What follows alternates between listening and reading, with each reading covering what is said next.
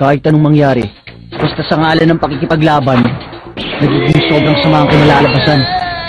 Pwedeng mamatay ang isa sa inyo sa pakikipaglaban. Ilang beses na rin ata akong muntik ng bawian ng buhay.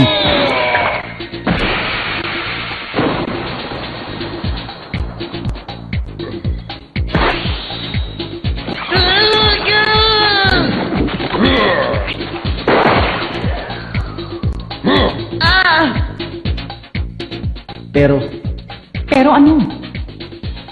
Meron akong nararamdamang nabubuong pagkakaibigan sa pagitan naming dalawa ni Hanayama. Naramdaman ko rin to habang nakikipag-sparring ako kay Yuri at ang pakikipaglabang ko kay Night Devil 8.